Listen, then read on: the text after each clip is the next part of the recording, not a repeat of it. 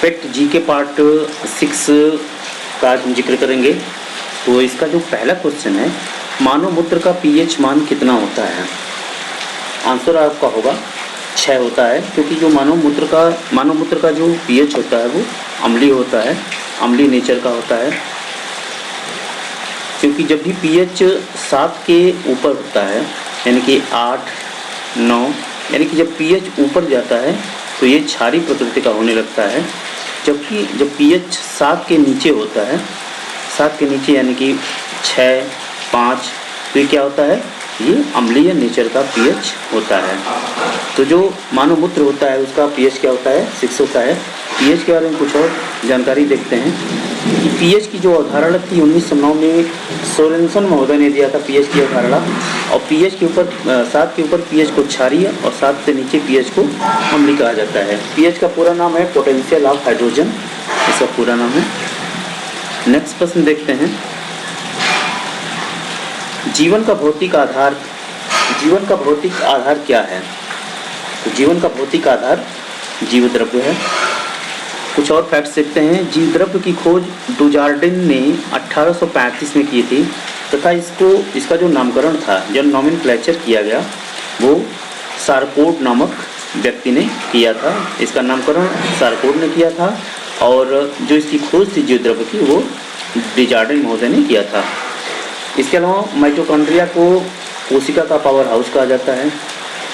उसके बाद जीन में देखते हैं कि जीन द्वारा ही क्या होता है, माता पिता से उनके लक्षण उनके बच्चों में जाते हैं। जीन के द्वारा ही, अगर माता पिता सांवले हैं या फिर गोरे हैं या फिर किसी और नेचर के हैं, तो ये जीन के माध्यम से क्या होता है, ये लक्षण उनके बच्चों में जाता है। बाकी कोशिका जीवन की रचनात्मक इकाई मानी जाती है। नेक्स्ट प्रश्न, सर्वप्रथम कोशिका का पता किसने लगाया था? तो आंसर होगा रॉबर्ट हुक। रॉबर्ट हुक ने सर्वप्रथम कोशिका का पता लगाया था। रक्त में कौन सी धातु पाई जाती है? रक्त में लोहा धातु पाई जाती है। लोहा धातु के कारण ही क्या होता है, रक्त लाल रेड कलर का होता है रक्त। चूँकि ऑक्सीजन रक्त की सप्लाई करता है हीमोग्लोबिन के माध्यम से, इसमें जो रक्त का कलर हो जाता है लाल हो जाता है। मानव रक्त में लौह धातु की वजह से ही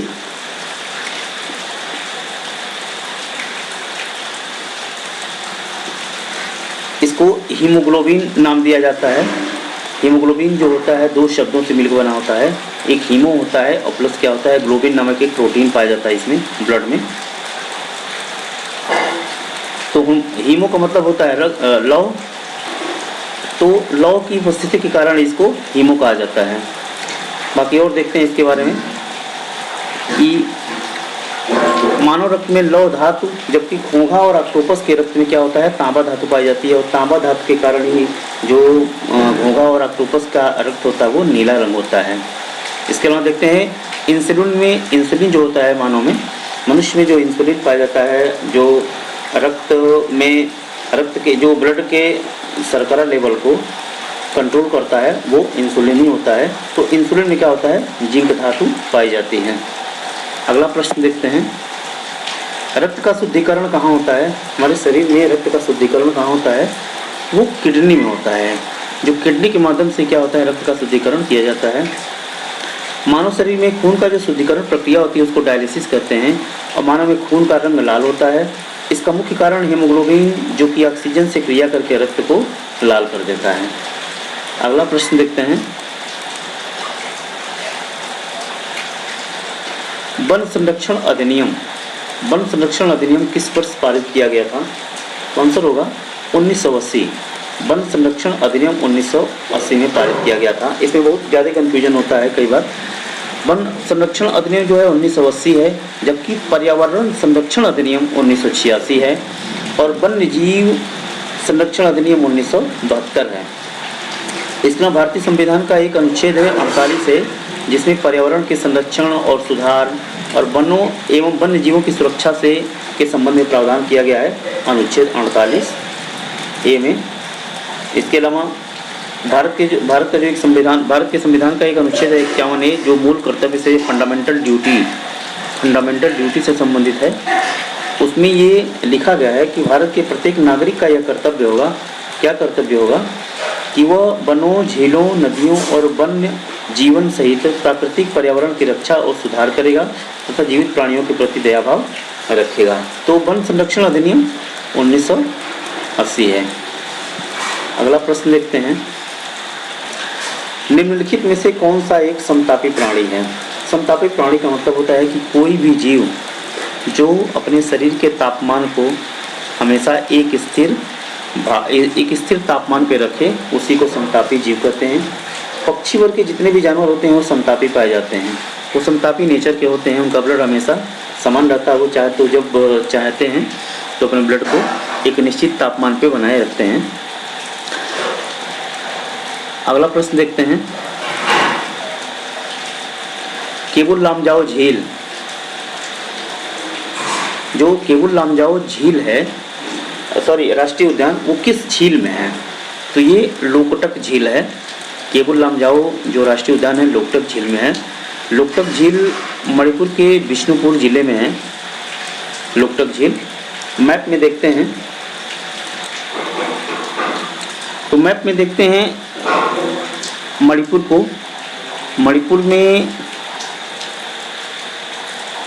ये रहा लोकटक झील और इसी लोकटक झील में केबुल लामजाओ नामक जो राष्ट्रीय उद्यान है वो अवस्थित है। इस उद्यान की विशेषता है कि ये हमेशा तैरता रहता है। तो पहला तैरता हुआ जो राष्ट्रीय उद्यान है भारत के मणिपुर जिले के बिष्णुपुर जिला में लोकटक नामक झील में अवस्थित है। तो याद रखेंगे आप, ये आपका मणिपुर जिला है। अगला प्रश्न देखते हैं कि एक खाद्य श्रृंखला में अधिकतम कितनी कड़ी हो सकती है? तो अधिकतम कड़ी 5 हो सकती है। तो आप देखते हैं कि किसी खाद्य श्रृंखला में सबसे पहले जो होते हैं उत्पादक होते हैं, उसके बाद उत्पादक के बाद प्राइमरी कंज्यूमर, सेकेंडरी कंज्यूमर, उसके बाद टर्शियरी कंज्यूमर और लास्ट में क्या होता है, जो सर्वाहारी होता है। यानी कि अगर जब नंबरिंग करेंगे तो आप 1, 2, 3, 4, 5, यानी कि ये जो खाद्य श्रृंखला में अधिकतम कड़ी की बात हो रही है वो 5 होती हैं। तो खाद्य श्रृंखला में अधिकतम कितनी कड़ी हो सकती है? 5 हो सकती है। अगला प्रश्न देखते हैं,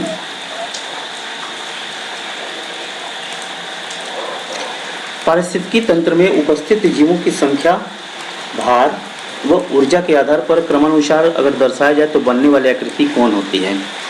तो जब भी जीव को हम किसी भार या संख्या या ऊर्जा के अनुसार दर्शाते हैं तो एक पिरामिड की आकृति बनती है।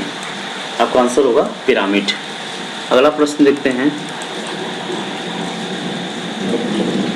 पारिस्थितिकी तंत्र में ऊर्जा का पिरामिड कैसा होता है? तो ऊर्जा का जो पिरामिड होता है वो हमेशा सीधा होता है। आप देखे होंगे कि लैंडमैन का जो एक सिद्धांत है 10% का नियम इसको कहा जाता है। इसके अनुसार कोई भी किसी भी श्रृंखला में, किसी भी खाद्य श्रृंखला में जो ऊर्जा होती है वो मात्र 10% ही ट्रांसफ़र होती है।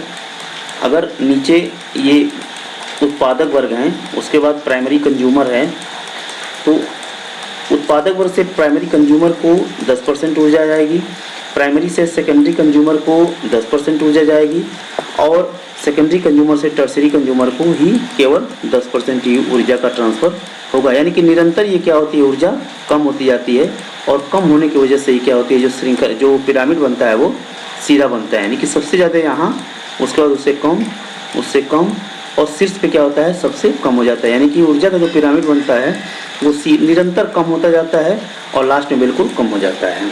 तो इसलिए इसका जो पिरामिड होता है वो सदैव सीधा होता है। तो इस सेशन में बस इतना ही, मिलते हैं नेक्स्ट सेशन में। तब तक के लिए जय हिंद, जय भारत।